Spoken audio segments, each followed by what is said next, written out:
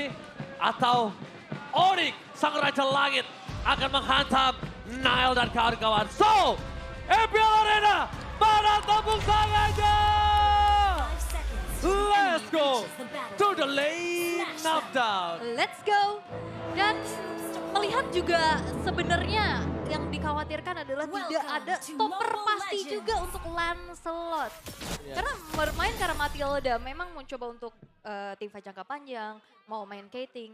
Tapi ternyata high loss EXP nih untuk saat ini, Prof. Ya. Itu udah jarang banget ya. Balik lagi ya, karena butuh badan juga ya. Baksnya sendirian juga kayaknya nggak bakal kuat kalau misalkan bareng sama Matilda. Jadi hanya bermodalkan dengan 2 damage dealer pasti dari Bigetron. Yaitu adalah Kimi dan juga Bruno. Terutama untuk Bruno di early game. Karena seperti kita tahu ya, Mau ditabrak? Ranger. Oh, mau ditabrak? Lihat di depan sana, Kiboy bakal replay setelah di pop up Retribution. Memang bisa kita bilang kali ini mau tidak mau Kairi harus mengamankan posisi dari Little Wonder. Ini agar dia bisa lebih untung dibandingkan Bakses jadi secara level. Ya, dan Satellite Emblem-nya juga bersama dengan dari Master Assassin bersama dengan Fatal untuk Bruno-nya Eman nih, Bro. Ya ini balik lagi ya, basic aman emblem juga biar mananya bener-bener ketahan. Dan, Oh my god, first blow dari Kairi. Permainan dengan puncher yang dimiliki dari Kairi. Dan bahkan kita lihat Guiding Wind-nya tadi.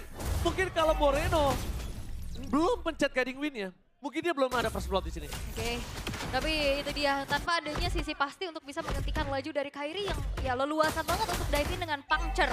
First blood sangat-sangat nge-boost gold dari Onyx untuk saat ini dan Nile. nggak dapat. Oh enggak, Nile gak dapat Retribution bakal dikeluarkan berada di level 4. Nile! No way! Nile termakan oleh Kairi.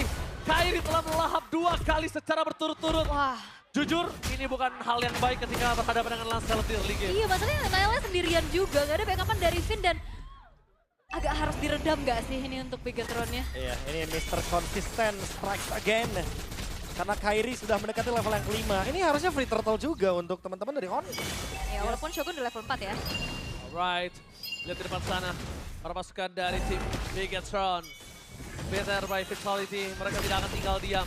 Mencoba untuk melakukan sedikit fight, tapi tampaknya Kiboy sudah berada di level 4 kau. Dan di depan sana perpasukan dari tim Onyx. Mereka terperangkap, mereka termainkan di dalam zona. Dia luar dari Blade. Membuat pasukan dari tim Onyx. Kali ini sepuluh ke belakang karena dia masih cukup besar. Dan satu hal yang paling mahal dari tim Bigetron by Vitality, yaitu dari Guiding Wind-nya. Lihat absorb damage yang terlalu banyak, Profesor. Ya, belum ada live band juga ya untuk sejauh ini berarti. Masih terlalu early ya buat Suns mendapatkan glowing one-nya juga. Mungkin butuh beberapa, minimal 3 menit buat dari sekarang. Ya. Tapi dengan teamfight barusan yang dimana buying time-nya lumayan berhasil sudah dari Bigetron. Ya, Mereka mendapatkan turtle dengan gratis. jujur kali ini rugi di tangan dari Onyx walaupun dia dengan kondisi 3-0. Kenapa? Karena pressure-nya terlepas dan udah punya nafas lagi untuk Bigetron walaupun hanya 1 turtle ya. Yap. Tapi ini dia Clash of Eras antara Youngblood dan juga veteran kedua belah jungler yang kita lihat. Secara data soalnya juga Kairi pastinya dari segi match main lebih banyak ya. Dan unique hero-nya sih yang menarik ya di sini. Dimana dengan fleksibilitas yang dibawakan karena Lancelot juga build-nya sekarang bener-bener hybrid. Dia bisa build kayak Endless, terus Brute Force. Ditambah lagi dengan Queen Swing, semakin sulit untuk ditangkap. Tapi Kairi kemarin sih cukup berani ya build-nya. Kairi kemarin berani banget soalnya. Kemarin berani, iya. Damage. Full ya. Iya, kemarin Ada dia Rose Gold berani. juga salah satunya di dalamnya. Oke. Tapi dengan keunggulan yang dipegang sama Onyx, mereka agak sedikit mengendorkan temponya ya. Which is ini bisa dimanfaatkan dengan cukup baik oleh Bigetron by Vitality untuk bisa melakukan farmingan lagi, mendapatkan space-nya lagi dan lagi. Oke, pertanyaan saya, Wol. Oke. Apakah dia mengendorkan permainan mereka? Mereka membuying time sampai Suns punya glowing one. Pertanyaan itu. Apakah itu trik ternyata? Bukan sengaja untuk mengendorkan permainan, tapi tunggu sampai ada anti-regen. Oke. Dan nunggu juga mungkin nantinya bakal ada team fight yang cukup besar ya di area dari Neutral Objective Turtle. Soalnya kalau bicara rotasi, Bigetron by Vitality ini cepat banget loh. Dia punya Matilda dan Baxia, Prof. Iya, ini double rotation ya.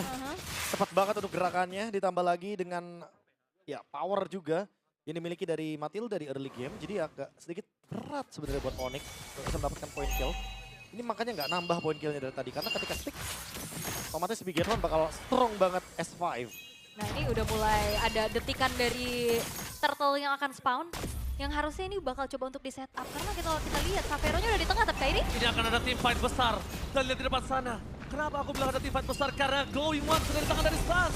Berpasukan dari tim Onyx, mereka tidak akan mengendorkan permainan mereka. Memaksa team fight Shogun membuka badan dengan ada Revolt Manipulation. Tapi berpasukan dari tim Onyx, team fight yang cukup besar membuat Shogun harus menjadi tumbang. Dan bahkan Nile, sang jungler dari Bigetron, tenggelam. Apa terhadap keadian, Fnatic emang mudah ke belakang, masih diselamatkan dengan ada Guiding Wind. Dan bakal berpasukan ada tim Onyx, Guiding Wind yang benar-benar membuat mereka cukup kesal. Sepertinya akan coba dihantam. Satu poin kill mungkin didapatkan. One last hit, one HP. Tapi sayangnya, Kairi nggak berhasil menutup itu.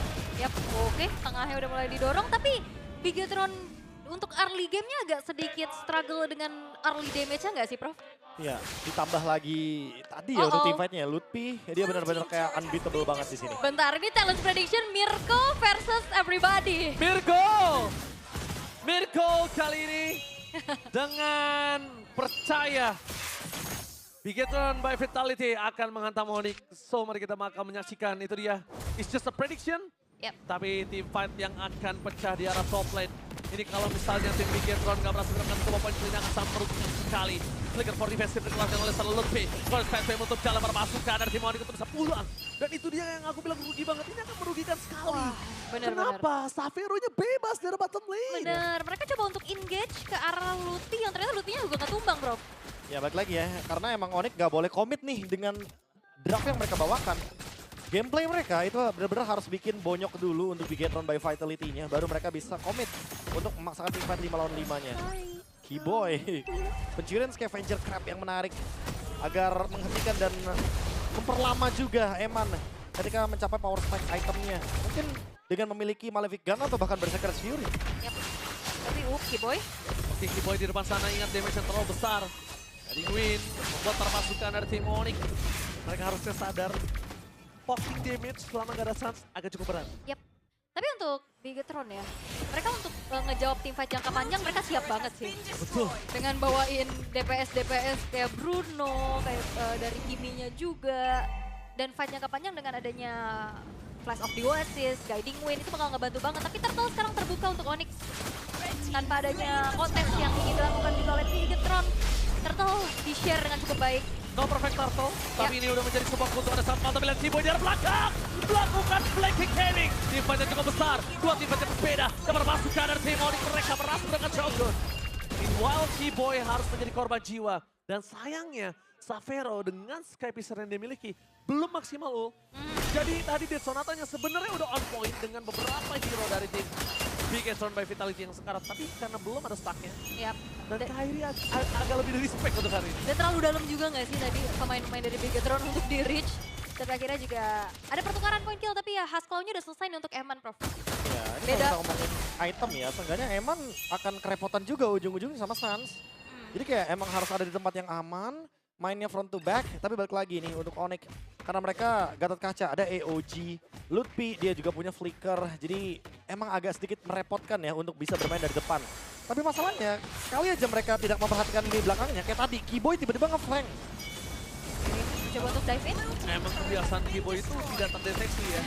Karena mungkin dia tadi berasumsi dia punya Avatar of Guardian untuk bisa keluar, tapi untuk damage-nya cukup bisa berhasil membuat Keyboy tumbang. Yep. Harusnya Moreno punya satu stack Skypicer. Harusnya ya. Punya 10 berarti. 10. Karena kan tumbangnya dia di first blood. Oke.